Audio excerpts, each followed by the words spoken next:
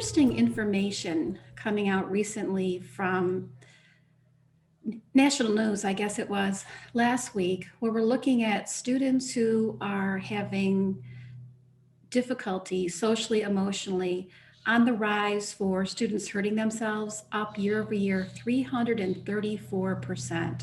So we know academically, behaviorally, social, emotionally, attendance wise, we've had real challenges over the past year. And one of the things that I think I most respect is the fact that all of us here in this learning space today, and I like to say at PLC Associates, are involved in positive, proactive problem solving. So instead of admiring issues, which could actually bring us to a screeching halt, how do we move ahead and really create equity and access for all of our learners? Another Georgetown study in 2020 indicated that for post-secondary success, 65% of our students will need some sort of follow-up program in order to achieve the job that they really want. And that's up from 49% in 2018. So what are we learning? We absolutely need to get our students across the stage and prepared in all domains and all aspects for the careers that they would like to pursue. So with that, we've got a jam-packed 45 minutes. We always do punch time, which means we'll stop just at the dot 45 minutes in, respecting all of your time. So again, welcome. Thank you for sharing our learning space. And I am pleased to introduce to you, as I said earlier, the very dynamic Dr. Marck Abraham and the incredibly expert Betsy Conners.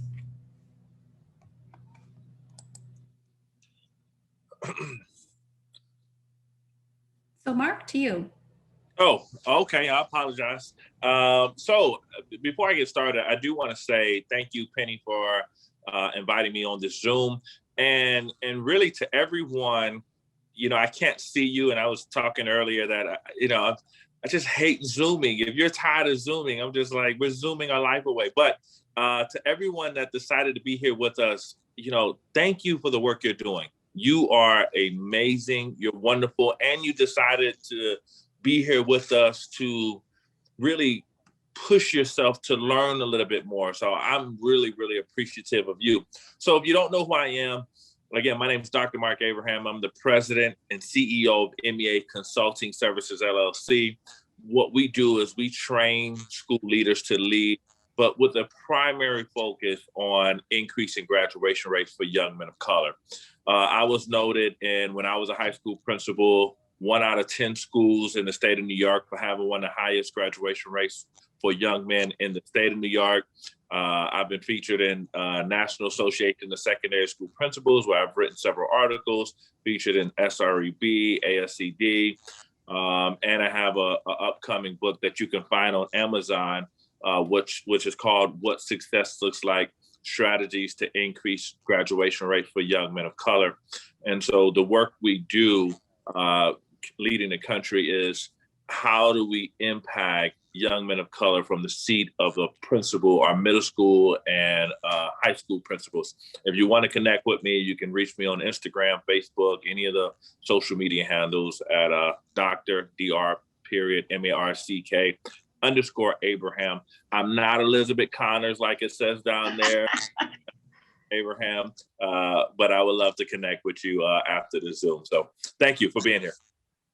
Good afternoon, everyone. It's great to be with you. Some of you have been on for the other high school presentation we did or the SEL presentation that we have done, and it's great to have you with us this afternoon. Again, you can see a little bit about who I am, and much like Mark said, practitioner in the field. I just recently retired and took that same approach with the high school and took that high school, and with PLC walking beside me, was really able to have a great impact and turn a school around, which mattered most for the kids. And that's what the whole crux of what we're going to talk about today is. So when we talk about equity and we talk about does all mean all, just to kind of piggyback on what Penny talked about a few minutes ago, really, if you look at what's really going on in the country, principals, superintendents, teachers, I really want you to be cognizant of this. We know that, and if you didn't know, there's a recent study that came out that said Black and brown children, about 65% of their families are saying that they don't have the necessary resources to put food on the table. We know that Black and brown children are coming into school at a deficit academically. We know that for Black and brown young men, they have the lowest high school graduation rates in the country.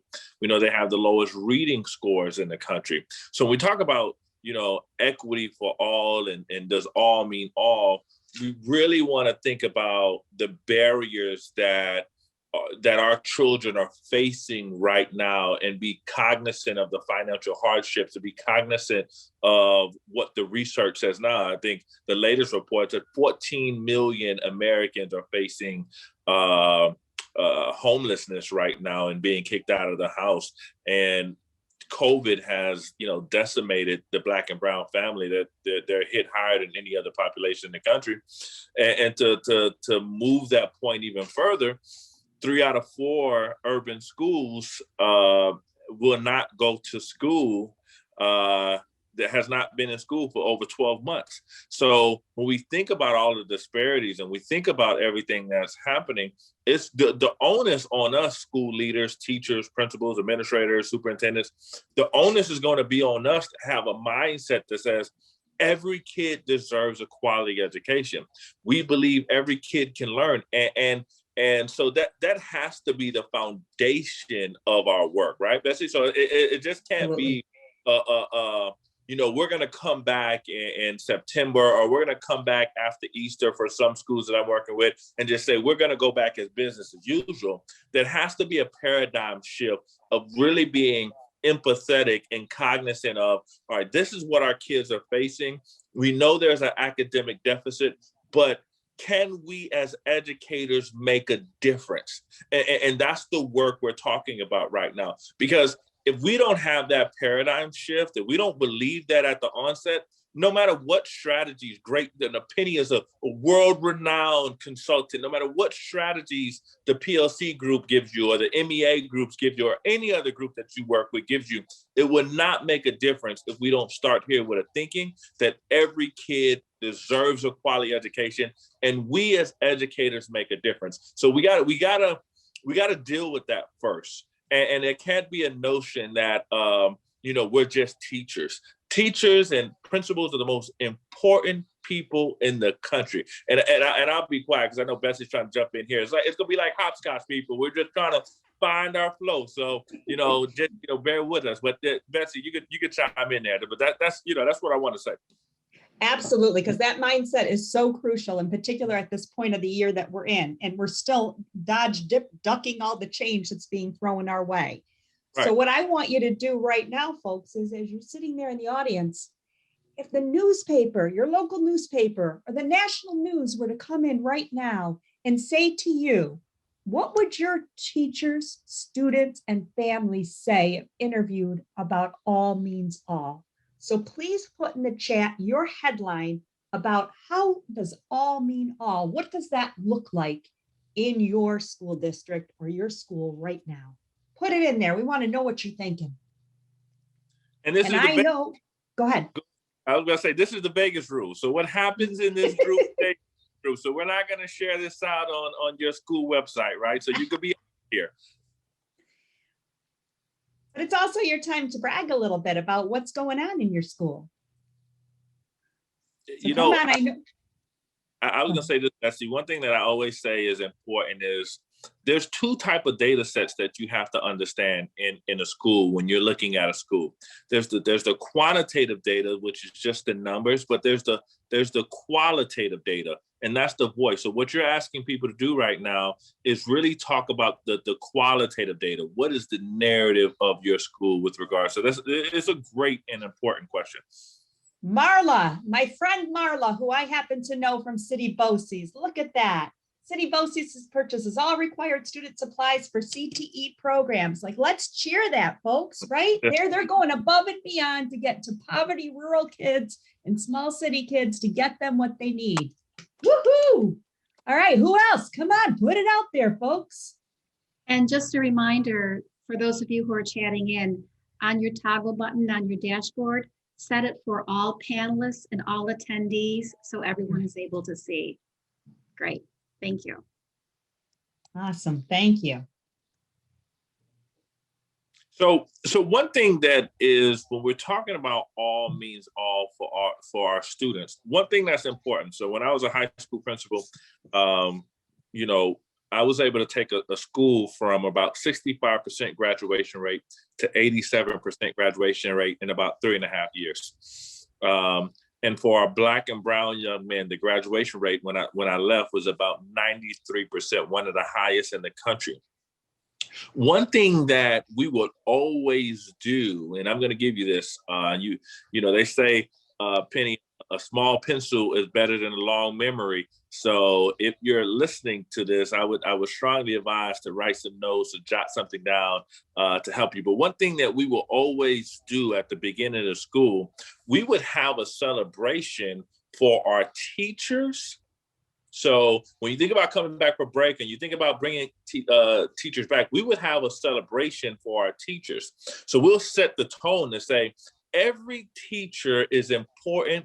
Every teacher is valuable. Every teacher matters, right? Because for school leaders, here's the reality. Principals and superintendents have an indirect impact on student achievement, but we have a direct impact on teachers. So so, you know, Betsy, I always hear people talk about the importance of like restorative practices, but or the importance of social emotional learning. But oftentimes we don't see the importance of the social emotional learning or the restorative practice for the adults. So it's so important that as a school leader, we put systems in place first to make teachers feel valued. And then once we make teachers feel valued, right, what happens? Then the teachers make the students feel valued. So when we talk about set the tone, we would have a big celebration. It would be like a coming back welcoming party. So when you think about if your school is going to be out the entire school year, or if you're back hybrid, how are you celebrating the teachers? How are you making teachers feel good? How are you making teachers feel like this is the place where they want to work? That's part of your culture in your building. Second thing we would do is, when the kids came back, we had a whole parade. We would have cheerleaders and football players and teachers lined up at the door, and we would celebrate the kids, balloons, and cheer them on as they walk back into the school. Why? Because that makes them feel like, wow, this is the place that I want to be at. This is my home. So principals and superintendents and school leaders really start to think about, how are we making our teachers feel, right? And then how are the teachers making the students feel? But remember your power position. Principals and superintendents have an indirect impact on student achievement, but you have a direct impact on teachers and paraprofessionals that are in your building. So you want to make them feel special, so in turn, they make the kids feel special. Go ahead, Betsy. And the other thing I was just going to say is just a simple thing, like high-fiving the kids in the hall, being out there when the buses arrive in the morning, greeting them as they're going into classrooms and in the hallways. Get out of the office and get out there and rock and roll, because that's when you will truly walk the talk. And you're making everyone, whether it's that teacher you're talking to, that student, that paraprofessional, everyone feels valued. And that's what we're trying to do, because everyone is a superstar. So when we talk about those changing demographics and equity and access, when you start unpacking your data, there are so many subgroups and subpopulations that you need to be paying attention to, because if you're not, it could be a symptom of a bigger issue with your culture and climate. It could be an issue with your instructional practice. So when you start getting into how are our females and males performing in areas like science and STEM, I know I have a STEM teacher on here today when we start looking at that, do we see it being a balance? Do we see it between our low socioeconomic kids and our non-low socioeconomic students? Are they both engaged in our, go and look in your AP classes or your baccalaureate classes? What do you see in there, right? We should see, all students should have that experience to experience those types of classes, your pre-college classes, whatever it might be. And can I just piggyback on that? You can. I appreciate that, Betsy. It is so, and we're going to talk about this in a minute when we talk about data, but it's so important what Betsy is talking about. Like, as a principal, oftentimes when I'm supporting schools around the country, I always say, well, tell me your data for your subpopulations. And oftentimes what we find in national trends, when I start off, say Black males have the lowest graduation rates in the country, we oftentimes see that going on in high schools and middle schools. But we see them having disparities in, how are they getting offered AP courses? Are they provided with those honors courses like their counterparts? So it's so important as a school leader, when you're looking at your data, you're looking at the subpopulation, seeing what classes they are in, and seeing the type of instruction that they're receiving. Also looking at, who's being suspended more in your school, how they're performing on your state assessments. It is so important for a leader to understand that quantitative data and have a robust understanding of so many different data sets. So I just want to add that in. And Mark, and adding to that too, attendance. That is a crucial factor, that you need to see which of your students are actually in the seats each and every day. Right. And then, so leaders, I want to, I love you, so I'm going to tell you the truth. Whatever you believe in and whatever you value shows up in your data. It does. I mean, it reflects itself in your data. So if kids are not coming to school and teachers are taking every Friday and Monday off, then you got to ask yourself, what's the culture in the building that's causing that to transpire? When the teachers are saying, well, the kids aren't showing up for Zoom class.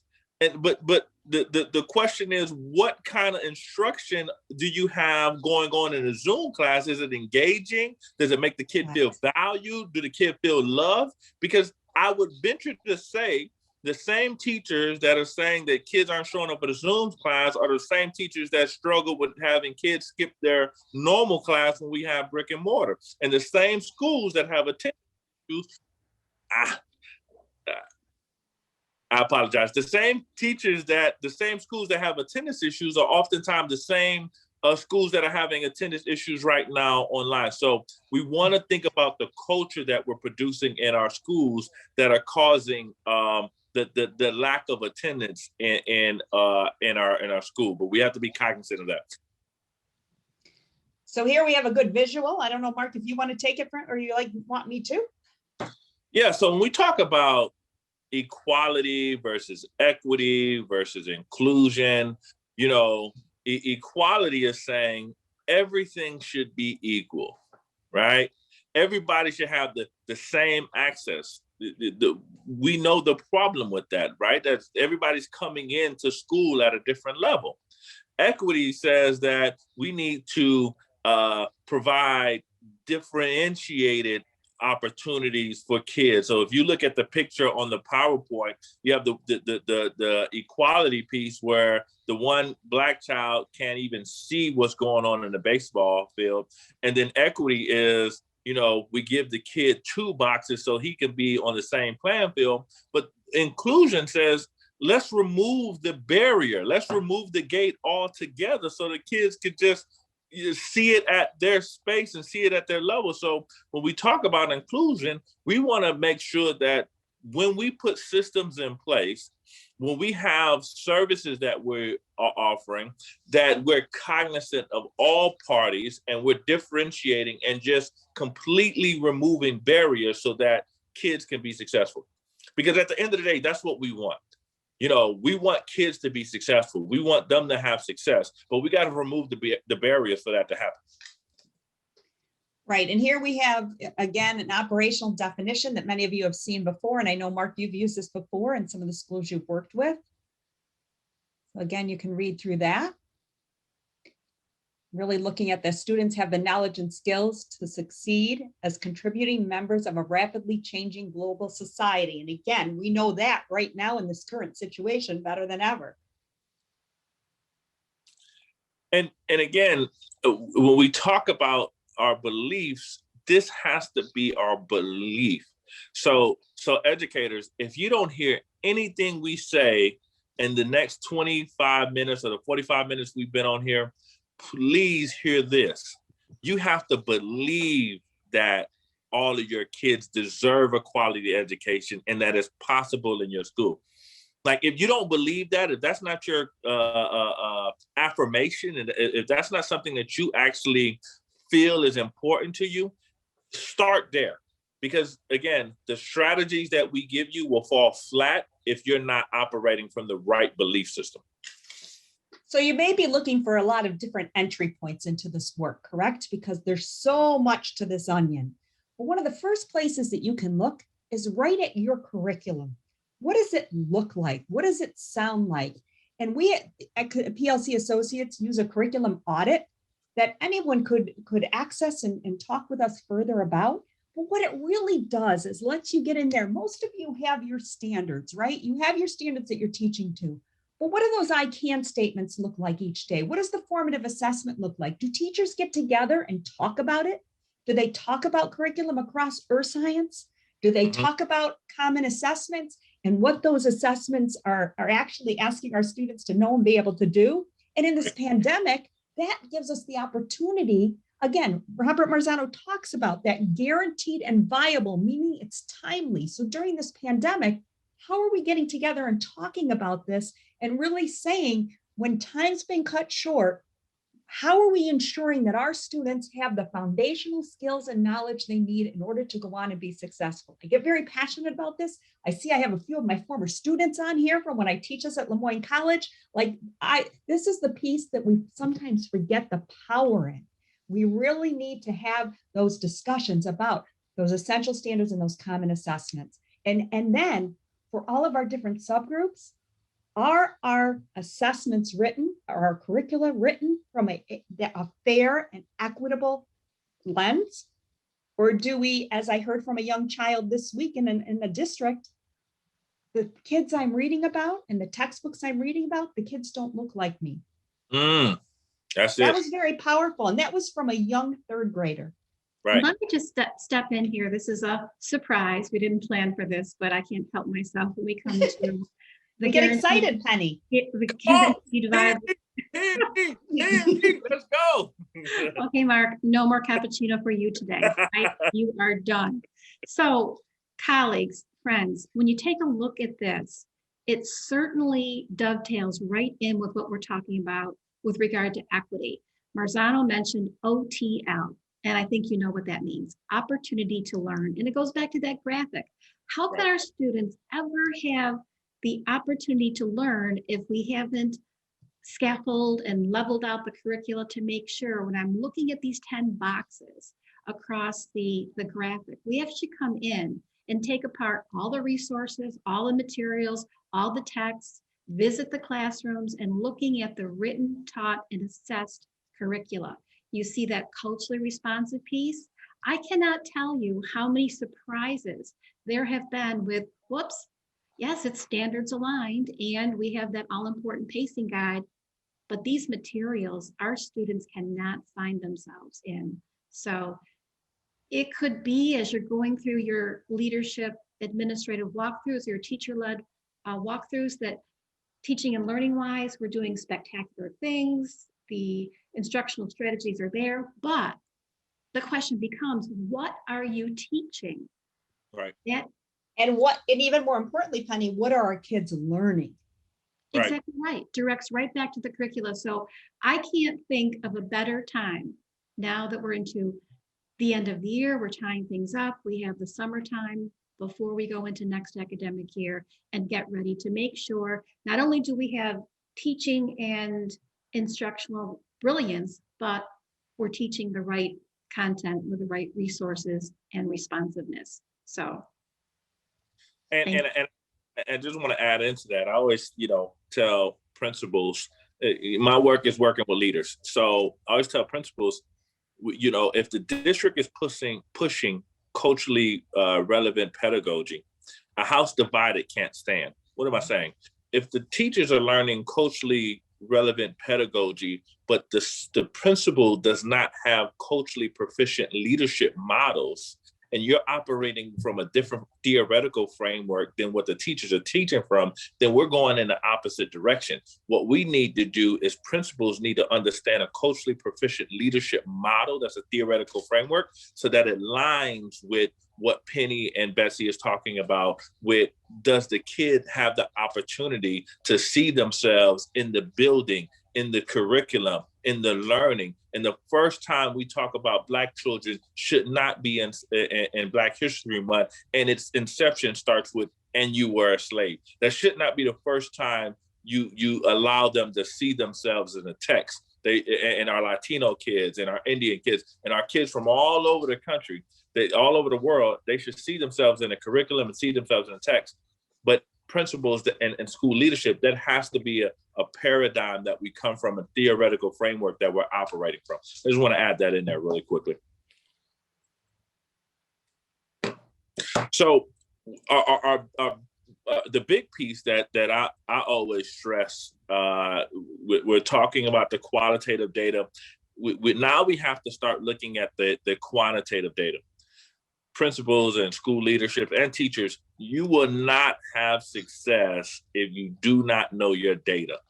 If you don't know where you are currently, then you will not have success. So when we're working with principals, one thing I ask principals is, Penny, like, so if I ask you right now, what data sets do you know intimately, and what data do you have readily available to you?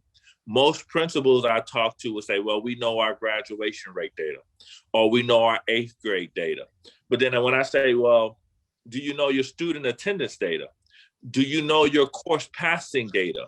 Do you know your formative assessment data? Do you know your data for the last 2 to 3 years? Because data for over a period of time gives you trends. So you can start to see how the school is performing. Do you know how kids are performing on a state assessment in 9th grade and 8th grade, 7th grade, 10th, 11th, and 12th? Do you know your subpopulation data? So principals, what we do when we work with you, we say it is so important that we look at your data, disaggregate your data, so we can first figure out where we are. So the number one thing that after your paradigm shift as a school leader, the number one thing you need to know is you need to get with your leadership team and say, what is our data? So if you didn't hear anything else, if this is the second thing you heard, is you have to know your data. And your data has to be readily available to you, and it has to be something that drives all your decisions. And it just makes sense, right? In a natural, if I say I'm trying to get down to Florida and I live in New York, what are you going to say? Well, where are you, right? Like, I need to first locate myself before I can go someplace else. So the key is you have to locate yourself with your data. And again, I talk about this in depth, Penny, in the book, a shameless plug on the book on what success looks like, strategies to increase graduation rates for young men of color. We go into this in depth. And then, Betsy, you're going to talk about the high impact data cycles and what that means? Absolutely. So when we think about these high impact data cycles, right? Like, we can have the data like we just heard about from Mark, but now what are we going to do with it, right? We have to be able to analyze it, but what becomes the more important piece is then what actions are we going to take? So if we see that something in our data is showing us that we're suspending more males than females, all right, we've looked at that. We've got multiple years worth of data. Then we've got to develop an action plan, some quick, easy action steps. What are some quick wins with our faculty? Let's then assess. Are we having an impact? Is what we're doing working? If we say everyone is going to be out front greeting every child every morning, right? Is that going to help us to get some behaviors down? Because maybe everybody's just coming in a grouchy mood. They need to see a smiling face. One of the things we did in our school was we did a study to find out How many kids went through an entire day without ever hearing their name mentioned? Imagine that. You kind of blend in with the wall because Right. no one is talking about and mentioning you personally. But if you're that dynamic leader or you're that teacher and you're out saying, good morning, so-and-so, I am so thrilled to see you here today. That's going to carry over into what they do. So we analyze the data, we make an action plan like that, and then we assess what impact is it having. And when you're doing that assessment, don't forget to ask the kids to have their voice. And what do they think about it? How's it going for them? And leaders, and that is a great point. Student voice is so important. I think PLC came in and did an assessment in my school when we were picked for having high graduation rates for young men of color. And one thing that the data suggested was that kids felt like they had places where they can go and they felt like they had a voice that came out loud and clear. I will say this to all of my leaders that are listening. Data is not meant to hurt people, though. Do not use data to beat people down with it. Do not use data to hurt people. Data is giving you information so that you can start making better decisions. But don't, say, well, and trust me, I mean, as a new leader, I have my issues. Betsy, I had some issues. I won't talk about it too much, but I put everybody's course passing data on the wall, and I got grieved because I said, hey, we got some of the worst data, and then teachers got mad at me. So I had to learn. Do not beat people down with data. So follow Dr. Abraham so you don't have to make the same mistakes I did. Do not beat people down with data. Hard on the data, soft on the person. All right, because we're leaders at the end of the day. All right, I just wanted to add. Good point. Very important point, Mark. And also, as we're thinking of those data cycles, we don't want to use that summative data all the time because that is too little too late, right? Mm-hmm. So we need that quarterly, that 5-week and that 10-week data in our data cycles. And I know Mark will delve into this a little bit deeper in a few moments. That's really where we're going to make the change. That's where the power is. So when we think about our problem of practice, it leads into those questions about leading indicators and lagging indicators. And people sometimes struggle with this idea of leading indicators and lagging indicators.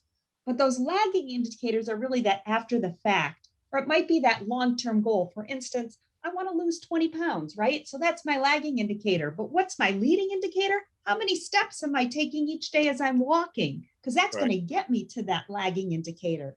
Those leading indicators are proactive, real-time, and predictable, and create those opportunities for strategy and adjustment. And again, Marzano delves into this deeply in his work. And again, we can use this to really move. And when I talk about those quick wins, those leading indicators will get you those quick wins. So you'll get staff buy-in, you'll get parent buy-in, and you'll get your students to buy in.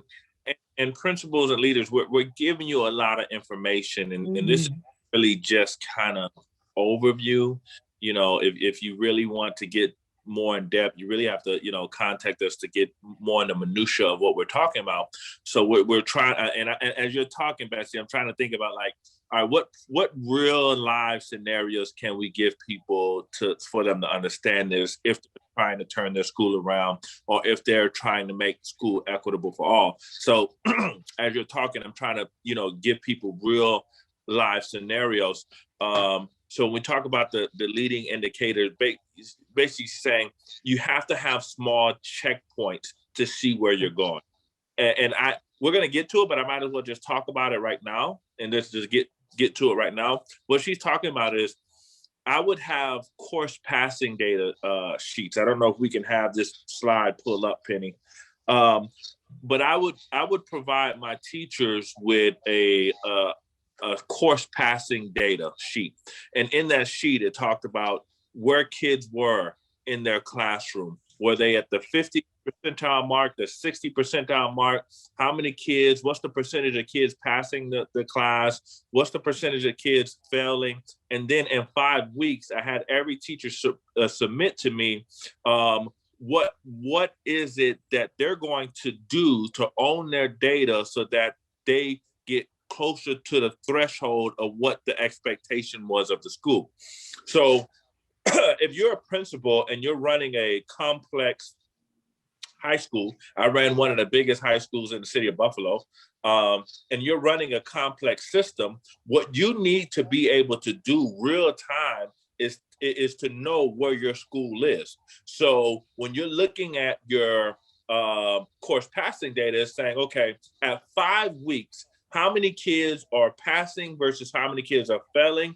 Where are they in the passing? Are they reaching mastery in this class, or are they below average, right? If you have a teacher that has about a 20% course passing data or a 30% course passing data, and that's in your freshman class, and you have that in more than 2 classes, you know that you have 70% of your kids not positioned to graduate or to be on track for graduation their freshman year. Is this making sense? So you want to make sure that you are tracking your data from the onset to say, if we have a goal, if our 4-year graduation rate goal is 80%, 90%, it has to start with the freshman class. So with that freshman class, I have to see how my kids are performing. And those indicators, those small checkpoints are saying, well, where's our course passing data? How are our kids performing on tests? But these are the systems that you have to put in place to provide resources for our kids. And let me just say that, I know we got 10 minutes left. I was in Chicago on the radio the other day talking to these news people, these radio station people, and there was a school out in Baltimore where a kid had a 0.5 GPA, and he was in the 50th percentile in the class. And they said, Dr. Abraham, who do we blame? Is it the teacher's fault, or the school's fault, or the kid's fault? Not to put blame on anybody, but I will say, as a school, if you have 70% of your kids not on track to graduation, you have a huge problem. So what you have to do is, that's an indication that you're not tracking the data, and you don't have those indicators that are telling you from the onset where you should be going. And I know we're going to get to the second point, but Betsy, if you want to jump in anytime there, you can go ahead. Because, I could talk forever about school turnaround. This is my passion. So we can just keep going, but you jump in wherever you want. Well, I think the big thing is Penny has up here is it's not only looking at that academics, but we have to come back to attendance and behavior. And I know you've touched upon that. And then again, we could do a whole segment just on each one of these individually, but make sure you're paying attention to multiple data points as you're looking at a whole student, because obviously your interventions are going to look different. If you're looking at a student who's red, we saw the green, yellow, and red across the board, or is it just one area that we need to intervene in? Because when you're thinking about that intervention that you're going to put in place for the next 5 weeks, it may be more specific and laser-like toward one of those indicators. But the other thing is that we did in our school very quickly is when we have kids who were seniors, who were they were close, but yet so far, we would bring in elementary teachers, middle level teachers, all hands on deck, so that we could meet the needs of each individual student and celebrate as we dragged them sometimes and got them across the stage. Right. And then principal, I just want to really caveat that suspension is not the answer. Correct. What the research shows us that when kids get suspended, especially our Black and brown children, they become disengaged from the community. The behaviors get worse. So if you see that kid constantly being suspended, or you see a subpopulation constantly get suspended, you have to pay attention to that, and pay attention to your suspension practices, pay attention to the kids that are going to in-school suspension, pay attention to the teachers who are constantly kicking kids out of the classroom. Again, you want to know all of these different things. Penny and Betsy, here's my biggest concern right now, especially for a third-year principal. If you're a third-year principal right now, my heart goes out to you, because the reality is, as a principal, the seat is different than assistant principal. As a principal, you've only realistically had about 1 year of real-time principalship, right? Because you left school in March, and then so you have 1 real year. The second year was a half-year COVID year in urban schools, and the third year we're full-time in COVID. And then if you're expected to go back, your systems are going to have to be in place. And systems are really just the strategies you use to keep your school on track, or to provide some stoppage in places that you have problems, going forward. So if I'm a new principal right now, I'm looking at how did my school perform prior to COVID.